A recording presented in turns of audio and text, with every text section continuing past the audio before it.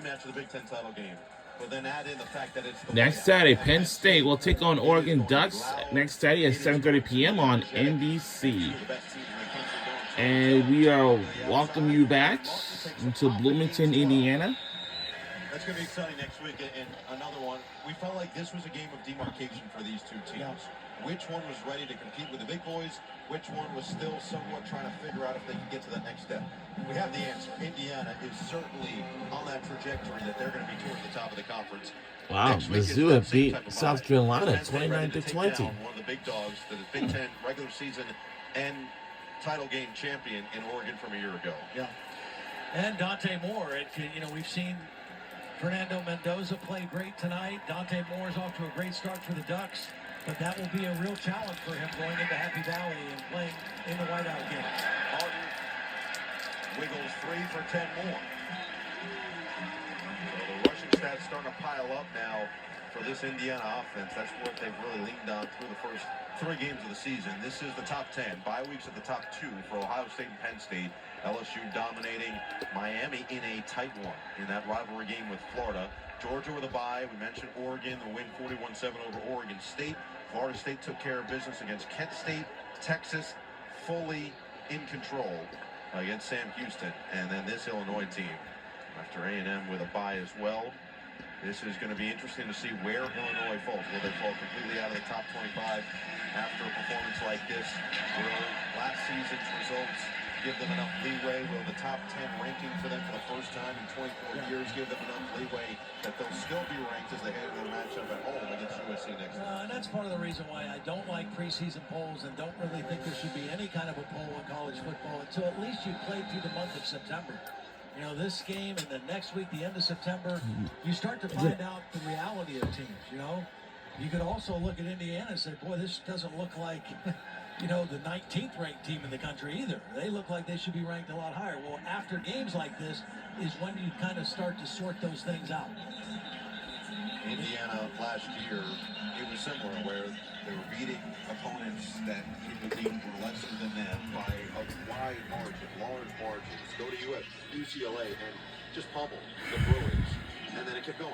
And it kept going. They didn't trail for the first 9 games of the season, but it took them several weeks after the fact that it probably should have for them to even crack that top 25. To your point, a lot of it was just the preseason expectations and what people expected just because of a 3-win team coming back.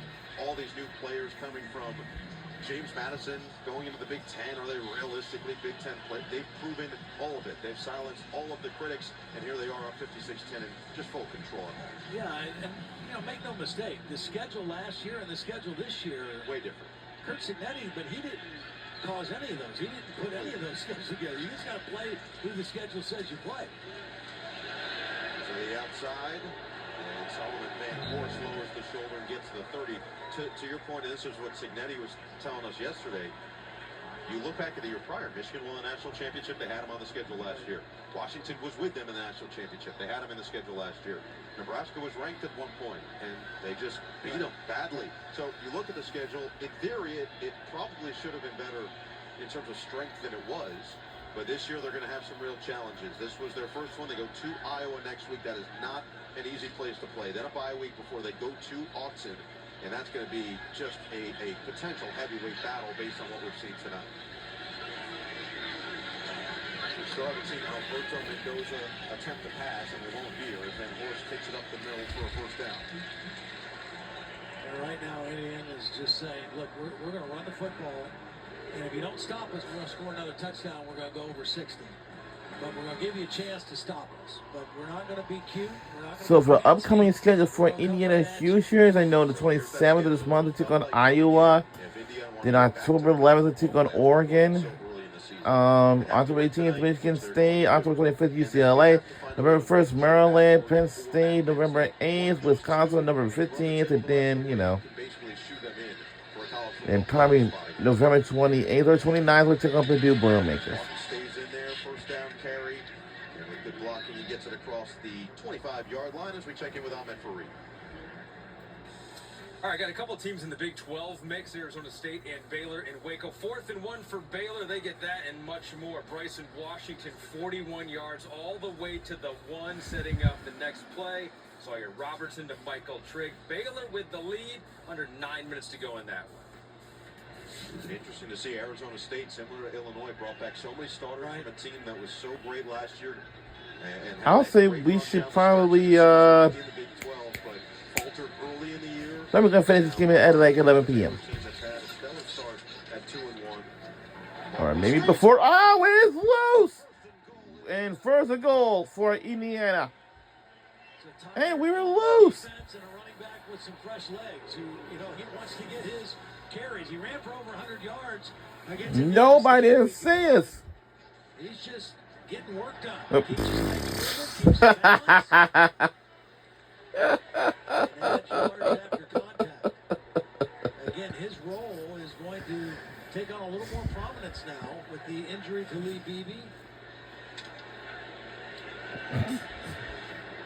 Good to get him game reps right now. It's really good. He had a career high rushing yards last week at 109. He's up to 80. Oh, touchdown Indiana again. Second of the night. Whoa. Whoa. We took a very comfortable lead. I don't know what Illinois will do. Tight end cuts off the end man.